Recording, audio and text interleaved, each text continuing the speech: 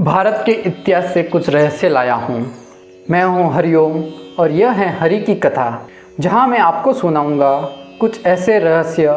आइए मैं कुछ पन्ने पलटता हूँ और सुनाता हूँ आपको दानव, दैत्य और राक्षसों के कुछ रहस्य। वीडियो स्टार्ट होने से पहले मेरी एक विनती रहेगी, कृपया गर्भवती माताएं इस वीडियो को ना देखें।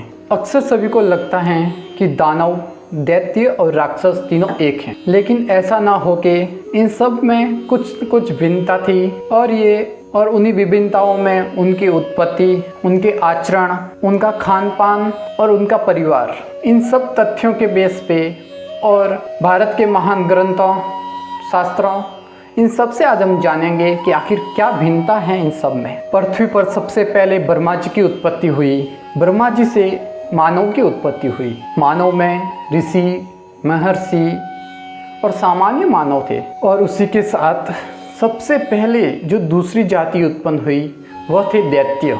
भगवत महापुराण और विष्णु पुराण के अनुसार महर्षि कश्यप और उनकी पत्नी दीति से 3 संतानें उत्पन्न हुई, जिनका नाम हिरण्याक्ष, हिरण्यकश्यपु और होलिका था।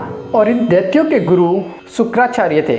अगर हम इनके परिवार का देखें तो हिरण्याक्ष का पुत्र कालनेमि हुआ, और वही कालनेमि अलग अलग युगों में जन्म लेता रहा और भगवान उसका वध करते रहे।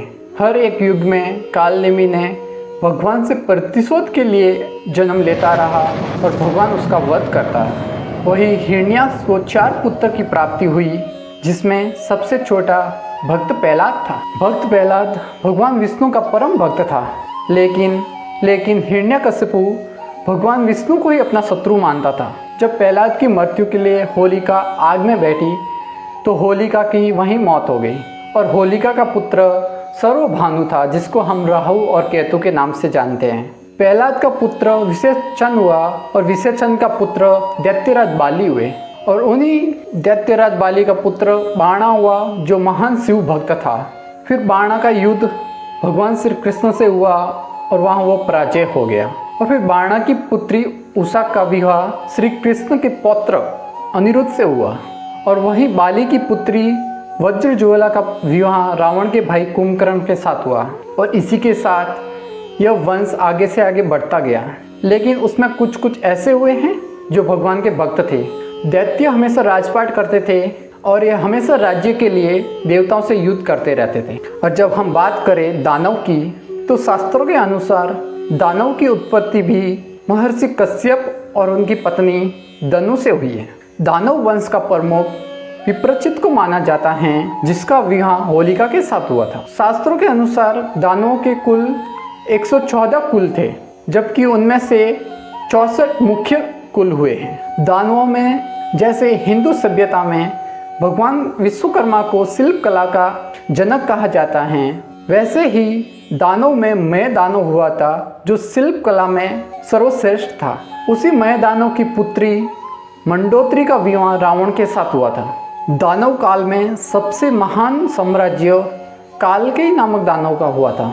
उसी कालकेय के पुत्र विद्युतजीवा का विवाह रावण की बहन शूर्पणखा के साथ हुआ था, और फिर युद्ध में वो रावण के हाथ से मारा गया। ये दानव हमेशा जंगलों में निवास करते थे, और ये बहुत ही विशाल आकार के होते थे, और ये बहुत ही क्रूर होते थे। इनको नरभक्षी भी कहा जाता था। ये भोजन के लिए जानवरों को मारते थे, और यहाँ तक कि वो इंसान को भी मार के खाते थे। इसके साथ ही दानवों को आकाशीय जल के रक्षक कहा जाता है, और ये अधिकतर विंध्याचल पर्वतों में निवास करते थे। महाभारत काल में भी दानवों का वर्णन आता है, जिसमें भीम का विवाह अडम्ना नामक राक्षसी से हुआ था, और इसी प्रकार ये कुल आगे से आगे बढ़ता गया। जब हम बात करते हैं राक्षस कुल की, तो इसके शास्त्रों में 2 कथाएं हैं। पहली कथा के अनुसार राक्षस कुल की उत्पत्ति महर्षि कश्यप और उनकी पत्नी सुरसा से हुई है। यद्यपि दूसरी कथा के अनुसार एक बार परमपिता ब्रह्मा को बहुत क्रोध आया, और उसी क्रोध से 2 युवक की उत्पत्ति हुई, हेति और प्रहेति। ब्रह्मा जी ने उनको मानव रक्षा का कार्य सौंपा, जिसमें प्रहेति तपस्वी बन गया, जबकि हेति राज्य कार्य में कुशल था। हेति का विवाह यमराज की बहन भया से हुआ, और उन्हीं की संतान विद्युतकेश हुआ। विद्युतकेश का पुत्र सुकेश हुआ, जिसका उन्होंने त्याग कर दिया। और फिर उसी पुत्र को माता पार्वती और शिव ने गोद लिया और वह शिवपुत्र कहलाया। सुकेश ने देववती से विवाह करके 3 पुत्र की प्राप्ति की, जिनका नाम माल्यवान, सुमाली और माली था। सुमति के 10 पुत्र और 4 पुत्रियां पैदा हुई, जिसमें कैकेयी एक थी। कैकेयी का विवाह ब्रह्मा जी के पौत्र महर्षि पुलस्त्य के पुत्र विश्वा से हुआ, जिससे उनको 3 पुत्र की प्राप्ति हुई और वही रावण, कुंभकर्ण और विभीषण थे। दुर्भाग्य से विभीषण को छोड़ सारे राक्षस कुल का विनाश लंका के युद्ध में हो गया।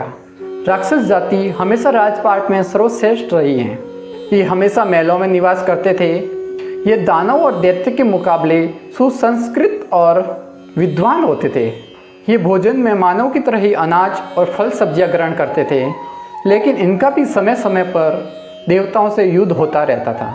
इस प्रकार आपने देखा कि कैसे दानव, दैत्य और राक्षस तीनों अलग अलग हैं। कुछ शास्त्रों में हम असुर शब्द का भी वर्णन सुनते हैं। असुर शब्द कोई अलग से कुल नहीं था। जब समुद्र मंथन हुआ तो उसमें से सूरा की उत्पत्ति हुई। जिसने सूरा पीना स्वीकार किया वो सूर यानी देवता कहलाए, और जिसने उसको ग्रहण करने से मना कर दिया वो असुर कहलाए। लेकिन शास्त्रों में इनका अलग से कुल का कहीं भी वर्णन नहीं है। अगर कोई भी पूछे तो आप बता पाएंगे कि आखिर सब में क्या क्या भिन्नता है। मैं अगले वीडियो में बताऊंगा कि कैसे हिरण्याक्ष और हिरण्यकशिपु की उत्पत्ति हुई। मेरे से इसी प्रकार जुड़े रहने के लिए मेरे पेज हरि की कथा को सब्सक्राइब कीजिए और इस वीडियो को और हिंदुओं के साथ शेयर कीजिए। मिलते हैं अगले वीडियो में।